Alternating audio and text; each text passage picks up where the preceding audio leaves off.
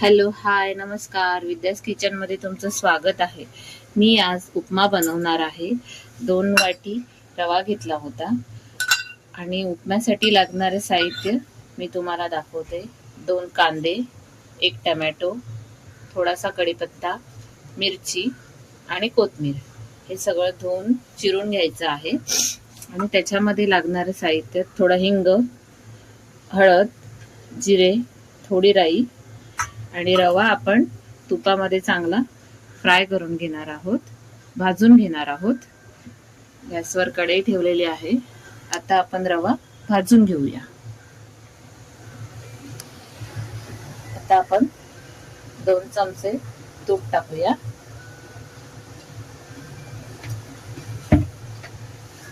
तूप गरम होऊ दे. तूप गरम झालं की त्यात आपण रवा टाकून घेऊया. बारीक रवा घेतलेला आहे आम्ही.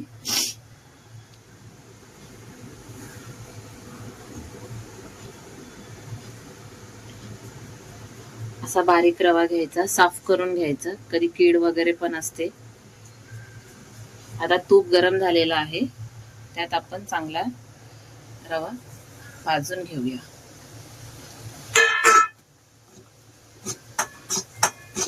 चांगला लालसर भाजायचा आणि फोडणीला देताना मग तेलाचा वापर करायचा.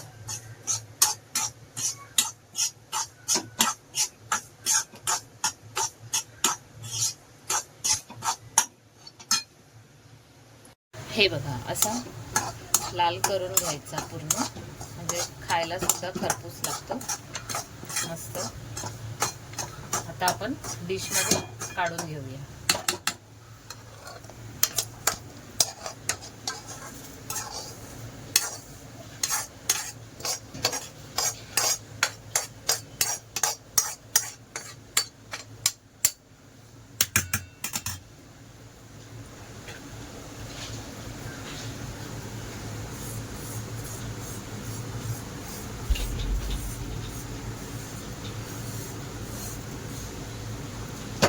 आता कढईत तेल टाकूया आणि कांदा वगैरे फ्राय करून घेऊया. 2 चमचे तेल घेतलं आहे. तेल चांगलं तापू दे.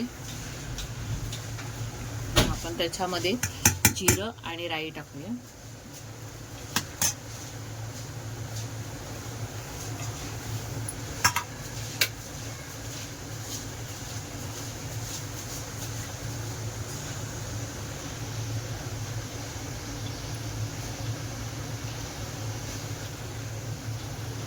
तेल गरम झालं आहे.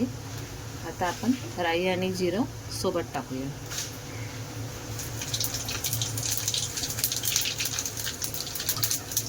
चांगलं परतून घ्यायचं. राई आणि जिरं व्यवस्थित तडतडलं पाहिजे.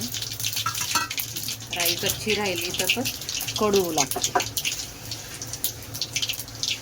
त्यानंतर आपण मिरच्या टाकूया, मिरची आणि कढीपत्ता.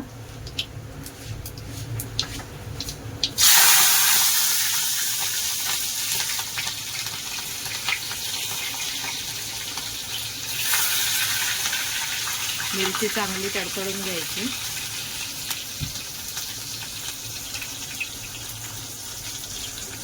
चांगली झालेली आहे. आता आपण कांदा टाकूया. कांदा चांगला गुलाबी होईपर्यंत भाजून घेऊया. थोडं मीठ टाकूया, म्हणजे लवकर होईल. चांगला परतून घेऊया कांदा. कांदा लालसर झालेला आहे. आता आपण टोमॅटो टाकून घेऊया.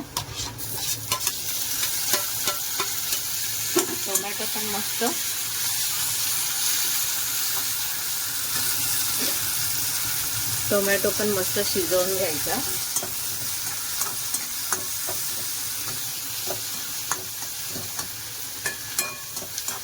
चांगला शिजवून घेतला की मग कच्चा लागणार नाही खाताना.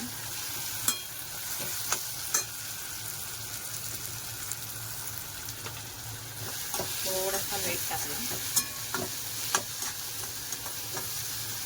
चांगला टोमॅटो शिजून घेऊया.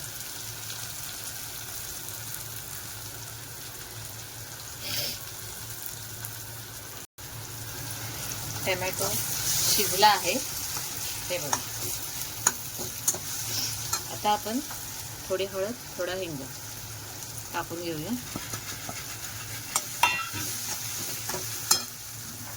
भाजलेला रवा टाकूया. तुमच्याकडे कसा बनवतात, वाटाणेही टाकू शकतो, गाजर पण टाकू शकतो, पण अवेलेबल नाही आहे माझ्याकडे म्हणून नाही टाकले. तुमच्याकडे असेल तर तुम्ही जरूर टाका. थोडंसं मीठ टाकूया. आपण ऑलरेडी मीठ टाकलेलं आहे. चांगलं परतून घेऊया.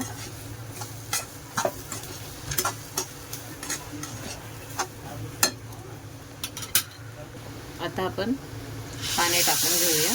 1 ग्लास पाणी टाकलं आहे. तरी थोडं अजून जरा पाणी टाकते.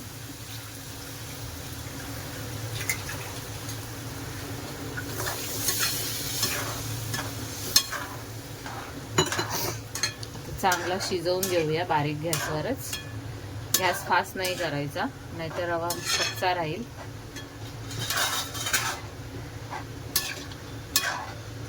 तर व्यवस्थित शिजू दे त्याला. सर्व ढवळत राहायचं. थोडं दही असेल तुमच्याकडे तर शिरा उपमा होतो तेव्हा थोडासा दही पण टाकायचा, जेणेकरून उपमा थोडा मऊ राहतो. बराच थोडं उशिराने खाल्लात तुम्ही तरी सुद्धा मऊच राहील. आता दही पण नाही आहे म्हणून सिंपल बनवलं आहे. आता आपण चांगलं शिजवून घेऊया.